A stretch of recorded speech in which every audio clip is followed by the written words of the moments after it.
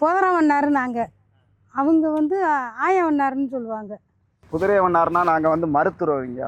மருத்துவர்னா எங்களுக்கு மருத்துவம் தெரியும், பேயோட்டம் தெரியும், பில்லி சூனியம் என்ன ஆனாலும் எங்களால் எடுக்க முடியும். பாட்டை மூட்டை காலத்துலேருந்து நாங்கள் வேலை செஞ்சுக்கிட்டே இருக்கோம். ஆனால் அவங்க வந்து இப்போ துவைக்கிறது இல்லை. அப்புறம் அங்கிட்டு இருந்து வேலையில் போயிட்டாரு. அது நம்ம அவங்க வேறு சாதி துவைப்பாங்களா, நாங்கள் வேறு சாதி துவைப்போமா? அவங்களும் நிர்மாகாரத்தையும் போட்டு துவைக்கிறாங்க, நாங்களும் நிர்மாகாரத்தையும் போட்டு துவைக்கிறோம். பொண்ணு கொடுக்குறது எடுக்கிறதெல்லாம் கிடையாது, இதுவரை சம்மந்தம் வட்டி இல்லை. இந்த சாதியில் போய் நம்ம போய் பொண்ணு கட்டுறதான்னு அவங்க பொண்ணு கொடுக்கவும் மாட்டாங்க, நாங்களும் போய் பொண்ணு கட்டவும் மாட்டோம். தேனி மாவட்டத்திலே பார்த்தீங்கன்னாக்கா 40,000 பேருக்கு மேலே இருக்கும். உங்களுக்கு எழுதி வச்சது பறையருக்கு சக்கில் இருக்கே நீங்கள் துவைக்கணும் அப்படின்னு சொல்லி வராங்க. நீங்கள் ஊரா எஸ்சிக்கு துவைக்கிறவங்க அப்படின்னு அவங்க சொல்லி வராங்க. ஒரே தொழிலே பண்ணுற அவங்களே அப்படி பேசுகிறாங்கன்னா என்ன காரணத்தினால பேசுகிறாங்கன்னு தெரியாது. ஆனால் கேட்டால் எஸ்சின்றாங்க. நீங்கள் எஸ்சிரா, நாங்கள் எம்பிசிரா அப்படின்றாங்க. எம்பிசி எது எஸ்சி எதுலாம் எனக்கு தெரியாது. குத்துனா 2 பேத்துக்கு ஒரே ரத்தந்தே வர.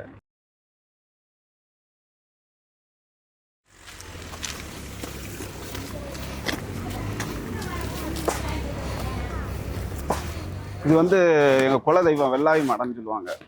இதில்தான் வந்து பரம்பரையாக வந்து துணியை வெளுத்து எல்லாத்துக்கும் இதில் ஆய் ஓட்டு துணியை வெளுத்து இது வந்து பார்த்தீங்கன்னாக்கா மருத்துவ குணந்தோட சேர்ந்தது. இதில் ஒரு இதில் வேக வைக்கிறது வந்து கீழே சாம்பல்னு சொல்லி வரும். அந்த சாம்பல் எடுத்து விபதின்னு ஓட்டாலே பின்னி சூனியமாக இருந்தாலும் சரி உடம்புக்கே சௌரியமாகக்கூடிய இது, அதுக்கிட்டே வெள்ளாவின்னு சொல்லுவான். நாங்கள் சின்ன பிள்ளையிலேருந்து இந்த வேலை தான் செய்கிறோம். எங்கள் பாட்டை மூட்டை தாத்தன் அம்மா அப்போ எல்லாமே இந்த வேலை தான், வேறு வேலை இல்லை. சோறெல்லாம் எதிர்பார்க்க மாட்டோம். நல்ல நான் வருவோம், துவைச்சிட்டு யாராவது டீ வாங்கிட்டு வர சொல்லி குடிச்சிட்டு வேலை செஞ்சுக்கிட்டு போயிடுவோம்.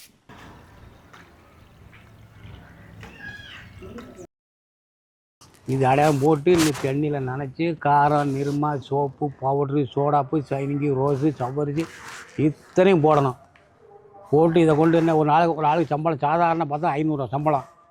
இது 100 இப்போ 100 படிக்கு என்ன ஆச்சு? 2500 ஆச்சா? சம்பளம் 4 சம்பளம் ஆச்சு. சம்பளம் சரியாக போச்சு. இது மிச்சம் அவங்களுக்கு, நமக்கு நஷ்டம். வெள்ளை வெளுப்போம், வெள்ளை வெளுத்துட்டு தேய்ச்சி கொண்டு போய் கொடுத்துட்டு காசு வாங்கிட்டு வரோம். நாங்கள் தான் கொண்டு போவோம், நாங்கள் தான் எடுத்துகிட்டு வருவோம். இப்போ வந்து 20 ரூபா 25 ரூபா அப்படி கேட்டுக்கிட்டு இருக்கோம். ஆனால் இன்னும் கொடுக்க மாட்டேங்கிறாங்க. அதில் 100 200 கொடுக்கணுன்னா 50 ரூபா 100 ரூபா கொடுத்துட்டு நாளைக்கு வாங்கிக்கணுவாங்க. அந்த 3 நாளைக்கு அலைய வைப்பாங்க. அப்படித்தான் வேலை செஞ்சுக்கிட்டு போகிறோம். மொத்தமாகலாம் கொடுக்க மாட்டாங்க. இப்போ 500 ரூபாய்க்கு வேலை செய்யணும்னா 500 ரூபா மொத்தமாகலாம் கிடைக்காது எங்களுக்கு. அப்படின்னா நாங்கள் தான் பணக்காராக இருப்போம். இன்றைக்கி ஒருத்தர் நாளைக்கு ஒருத்தர் கொடுப்பாங்க. கந்து வட்டி கட்டுவோம், லோனு கட்டுவோம், டீ வாங்கி குடிப்போம், குழம்புக்கு வாங்குவோம், சரியாக போவோம். வீட்டில் பொம்பளை ஒலைய வைக்குது, நீ வைமா எந்த காசு வாங்கிட்டு மட்டும் போனால் அங்கே போனோன்னா கொடுத்தோன்னா சாப்பிட்டுக்கலாம்.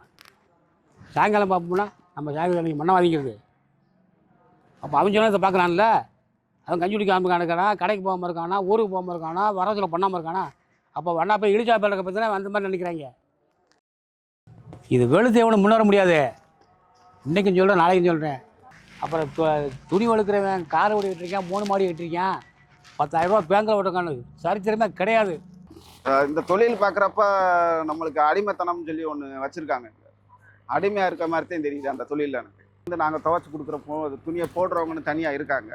அந்த வாடை நாங்கள் துவைச்சி கொடுக்குற வாடையை நேசிக்கிறவங்க இருக்காங்க. அவங்க இன்னும் நம்மள்கிட்ட அழுக்கு போடணும்னு எதிர்பார்ப்பாங்க, செய்ய சொல்லி வீம்பு பண்ணுவாங்க.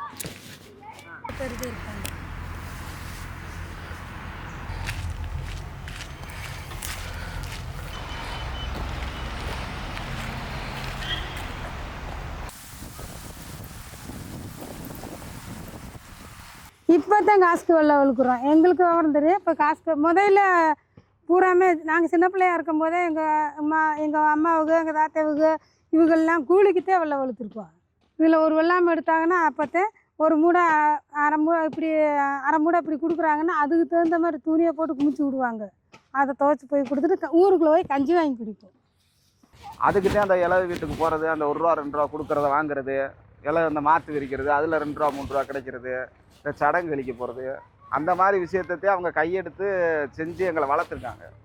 அப்போ அந்த 6 மாதத்துக்கு வெள்ளாமன்னா 6 மாதத்துக்கு சாப்பாடு கிடையாதுல்ல. அதனால தான் அந்த வேலையை எடுத்து செஞ்சவங்க. வேறு காரணம்லாம் கிடையாது. அதை செய்யணும்னு வழிகட்டாயம் பண்ணி அதுக்குன்னு ஆள் இல்லை. அதை அப்படியே பாரம்பரியமாக ஆக்கிட்டாங்க எங்களை. சேதா வீட்டுக்கெல்லாம் போவோம். அங்கே எங்களை கூப்பிட்டுருவாங்க, போவோம். அங்கே போய் இந்த மத்து விரிக்க அந்த பூ இதுகள்லாம் நடக்கிறதெல்லாம் அள்ளி மறுபடியும் அந்த பணத்து மேலேயும் போட்டு விட்டு கொண்டு போய் சுடுகாட்டு கோயிலில் கொண்டு போயிடுவாங்க ஆம்பளையாளிங்க. நாங்கள் அதை பூராமே நாங்கள் தான் வேலை செய்வோம் இந்த வேலையெல்லாம். செத்த மணத்துக்கு குழி வெட்ட போவேன். அங்கே சுடுகாடு மேற்க இருக்குது. அந்த பிரேத வண்டியை இழுக்க சொல்லுவாங்க, அதை இழுத்துட்டு வருவோம். நிப்பாட்டுவா. அதுக்கு ஒரு 300 கொடுப்பாங்க. 2000 ஒரு குழி வெட்டுக்கு 2000 கொடுப்பாங்க. அந்த ஆளுக்கு 1000 கொடுத்துருவேன், நான் 1000 கொடுத்துருவேன். செத்து கிடக்கிறதே எலும்பு கிடக்கும், துணி கிடக்கும், அதுக்கெல்லாம் கீழே தோண்டி போனால் கீழே போய் கிடக்கும், அழுகி போய் கிடக்கும். இதுகெல்லாம் வெளியேற்றி அதை என்ன நல்ல பொழப்பா, அந்த பொழப்பெல்லாம் நல்ல பொழப்பா. அப்படி வேலை செஞ்சும் கூட எங்களுக்கு நான் ஒரு பிரயோஜனம் இல்லை. அந்த கூலி தான் கொடுப்பாங்க. கேரத்துக்கு வந்து கூப்பிடுவாங்க, நான் போக மாட்டேன். 1000 2000 கொடுப்பாங்க, வாம்பாங்க. ஐயா இங்கே வா, எனக்கு அந்த ஆள் தோது போகாது, வேலை வளர்ச்சி பார்த்துக்கிட்டு ஏன்னு கேட்டால் அங்கே போய் நில மரமாக நிற்கணும். இப்படி நின்றுக்கிட்டு எப்போ கொடுப்பாங்க எப்போ கூப்பிடாங்க நின்றுக்கிட்டு இருக்கணும். அவங்க வேலையெல்லாம் முடிஞ்சு கடைசியில் கூப்பிடுவாங்க, வேணாம் அப்படிம்பாங்க. ஐயா எங்க டைம் ஆகுது, இது கொடுக்க வாங்கிட்டு போகிறோம்னா அவன் என்ன சொல்லுவாங்க தெரியுமா, ஏற போனக்குள்ள பொறுக்க முடியலையா, இன்னும் கலெக்டர் வேலையை பார்க்குற, இருந்து வாங்கிட்டு போப்பா அப்படிம்பாங்க. அப்போ நமக்கு வந்து சில்லுன்னு உடம்பு வேறு வந்து உடம்புல. அந்த பணம் வர்றதுக்கு முன்னாடி மாற்று விரிப்பாங்கள்ல, கணக்கு வழக்கு பார்க்கும்போது அப்போ வண்ணையான் காசுன்னு சொல்லி போடுவாங்க. அப்போ 1 ரூபா 2 ரூபா, வசதியானவங்க 10 ரூபா அப்படி போடுவாங்க. அதை எடுத்து நாங்கள் சோறாக்கி சாப்பிடுவோம். அவங்கள்ட்ட போய் நான் தூச்சிட்டியாக கையை நீ போய் சாப்பாடு வாங்கியிருக்கேன். நிறையா வீட்டில் சோறு இல்லைன்னு சொல்லி வெளியே பற்றி விட்றதெல்லாம் அனுபவிச்சிருக்கேன், நிறையா அனுபவிச்சிருக்கேன். அது எதுக்கு செய்கிறாங்க என்னன்னு அவங்களுக்கும் தெரியும். நம்ம அதை போய் எதுக்கு செய்கிறீங்க ஏன் செய்கிறீங்கன்னு கேட்கக்கூடிய சூழலில் நம்ம இல்லை. எங்களுக்கு பசி நிறையா இருக்குல்ல, நாங்கள் அதை கேட்க முடியாது. எங்களுக்கு பசி நிறையா இருக்குது, கேட்க முடியாது. வண்ணாத்தி போய் அந்த பொருள்களை அந்த அவங்க வயசுக்கு வர்றது, அவங்க இந்த இதெல்லாம் தீட்டுகள்லாம் கழிக்கிறதெல்லாம் நாங்கள் போய் கழிச்சு எங்கள் துணியத்தையும் வாங்கி அவங்க கட்டுவாங்க. இப்போத்தான் இந்த சுடிதார் இதுகள்லாம் நைட்டு இதில் முன்னாடி வந்து சேலை தான். நாங்கள் 7 நாளைக்கு குடிசுக்குள்ளே வச்சாலும் 7 நாளைக்குமே நாங்கள் சேலை தான் கொடுப்போம், சேலை பாவாடை சட்டை கொடுப்போம், அதைத்தான் கட்டுவாங்க. சடங்கு கழிக்கிறப்பத்தான் அவங்க சொந்த துணியை கட்டிக்கிடுவாங்க. அன்ன வரையில் நாங்கள் தான் மாற்று போடுவோம், எடுத்துகிட்டு வருவோம், வந்து அலசுவோம், செய்வோம், எல்லா வேலையும் நாங்கள் தான் பார்ப்போம். அவங்க நம்ம செஞ்சோம்னா அவங்களுக்கு வந்து நம்ம கழிச்சு விட்றோம்மா, தீட்டு கழிச்சு விட்றோம்மா. அதனால அவங்க தீட்டெல்லாம் நம்ம கழிச்சு விட்றோம்ல.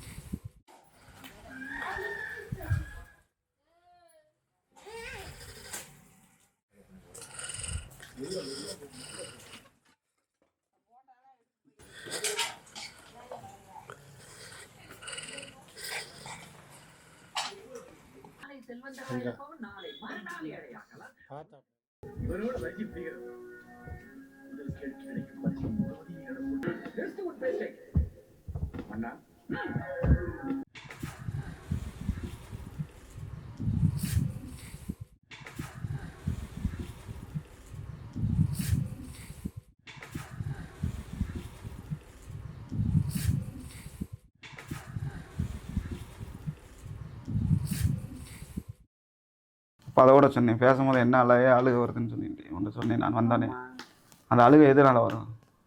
நம்ம செஞ்ச கஷ்டங்களுக்காக வரும். அதெல்லாம் நீங்கள் செஞ்சுருக்கீங்களா? ஏன் செய்ய விடலை? நீங்கள் பட்ட கஷ்டம் நாங்கள் படக்கூடாது. 5 பேர், நான் என் தங்கச்சி 2 பேர், எங்கள் அப்பா எங்கள் அம்மா. இடைஞ்சலாத்தே இருக்கு படுக்க மீது எல்லாம் ஒதுக்கி அப்படி படுத்துக்கிறோம். நான் இந்த பாத்திரம்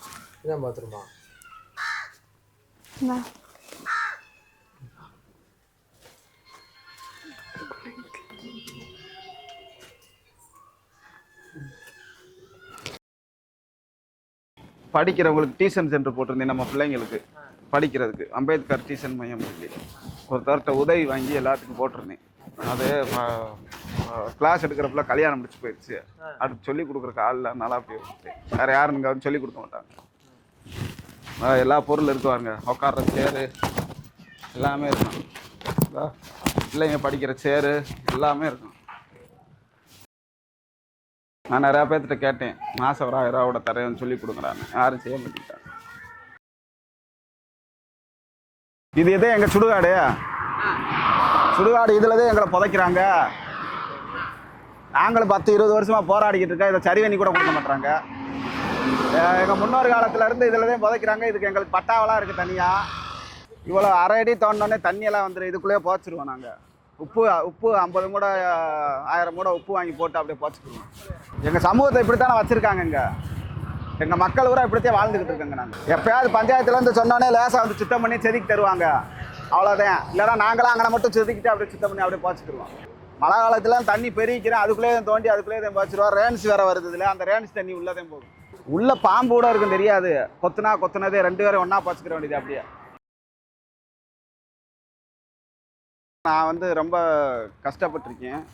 எங்கள் அப்பாவோட நிறையா நாள் கூட செஞ்சுருக்கேன்.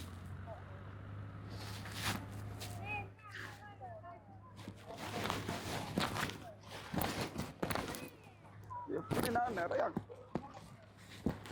கஷ்டப்பட்டிருக்கேன்.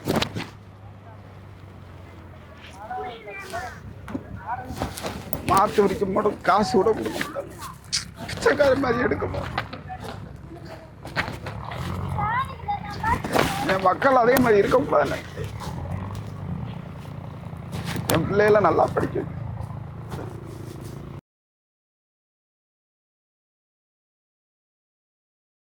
இனி வர பிள்ளைகனால 1-2 படித்த பிள்ளைகளுக்கு ஒரு வேலை வாய்ப்பு கிடைக்க முடியுதே நாங்களும் பார்க்குறோம். ஆனால் இதுவரையில் எங்கள் தெருவில் ஒரு ஆள் கூட வேலை செஞ்சதில்லை, கவர்மெண்ட் வேலை பார்த்ததில்லை. எங்கள் அண்ணன், எங்கள் பெரியப்பா மையன், சித்தப்பா மையெல்லாம் காலேஜ் டிகிரியெல்லாம் முடிச்சிருக்காங்க, வேலை கிடைக்கல. அப்போ நான் படிக்கலை, அவங்க வேலை கிடைக்காத பார்த்துட்டு சில பேர் அவங்களுக்கே வேலை கிடைக்கல, என் பிள்ளைகளை படிக்க வச்சேன்னா அதனால வாய்க்காலுக்குலாம் கூட்டு போவாங்க. நான் வாய்க்காலுக்குலாம் விட மாட்டேன். இப்போ என்ன, நாங்கள் ஒரு மனுஷன் தாண்டான்ட்டு நாங்கள் செய்கிறதில்ல, மறுக்கிறோம். நாங்கள் வேலையை மறுக்கிறோம். ஆனால் சில பேர் செய்கிறாங்க, வேலையை செய்கிறாங்க. சர்டிஃபிகேட் வச்சுருப்பாங்க, அயன் பண்ணுற வேலை மட்டும் பார்ப்பாங்க. ஸோ ஒருத்தன் பெயிண்ட் அடிக்க போவியா, ஒருத்தர் ஒர்க் ஷாப் வச்சுருக்கா, ஒரு பேட்டரி கடை வச்சுருக்கா, ஒருத்தர் ஹோட்டல் வச்சுருக்கா. தொழிலை மாற்றிக்கிட்டா. ஆனால் நம்ம சமூகம் இல்லைன்னு சொல்லிட்டே வாழ முடியுமோ வச்சு புதிரை ஒன்றா இருக்குன்னா ஒரு ஹோட்டலே வச்சுருந்தாலும் அங்கே சாப்பிட போக மாட்டாங்க. அப்படி சொல்லுவாங்க, ஏய் காசு கூட ஓனர் தானப்பா, அப்போ அந்த மாதிரி நீ செய்ய உனக்கு மிச்சம் தானே காசு, அப்புறம் ஏன்டக்கு நீ போடுற? நீ கொத்தடுமை வாடுறேன், கடைசி வரை கொத்தடுமை தான் வாழணும். மேலே இருக்க மேலே போய்கிட்டே தான் இருக்கணும். வந்து இதுவே நடைமுறை, வேறு ஒன்றும் கிடையாது. 10 பேர் வேலையிடாங்கன்னா 2 பேருக்கு வேலை கொடுத்தாங்கன்னா அங்கே ரைட்டு. இவன் போனால் நான் 5 லட்சம் வச்சுருக்கேன், இந்த துணி உலகம் 5 லட்சம் கொடுப்பானா? எங்கே கொடுப்பேன்? களை வெட்ட வந்தாத்தேன். அதன் புடிவடாமல் வந்தால் ஜெயிச்சிடலாம், புடிவட்டா அடி விட்டு உள்ளே அடக்கணும். அப்போயாப்பா வேலை அடைக்காது, பணம் இல்லைப்பா, நீ துணியை விடுறான், நீ துணியை செய்யடா, மாப்பிள்ளையில் போடாது, நம்ம தான் சொல்லுவோம். பிள்ளையே படிக்கிறாங்க, அந்த காலத்தில் படிக்கல. இந்த தடவை 10வது காலேஜ் வரைக்கும் போகிறாங்க. அவ்வளோது காலேஜ் வரைக்கும் போய் ஒரு பிரச்சனையில் வேலை வெட்டி இல்லாமல் வீட்டில் இருக்காங்க. எங்களுக்கு அந்த இட ஒதுக்கீடு கிடச்சுன்னா கொஞ்சம் வேலை வாய்ப்புகள் கொஞ்சம் கிடைக்கும். அது இல்லை எங்களுக்கு இல்லை. ஆள் கணக்கு எடுத்து கொடுக்குறவங்க கரெக்டாக எடுத்து கொடுக்க மாட்டுறாங்களா? ஆள் இல்லாத கணக்கு நாங்கள் இல்லைன்றாங்க. நாங்களே இல்லைன்னு சொல்கிறாங்கப்பா.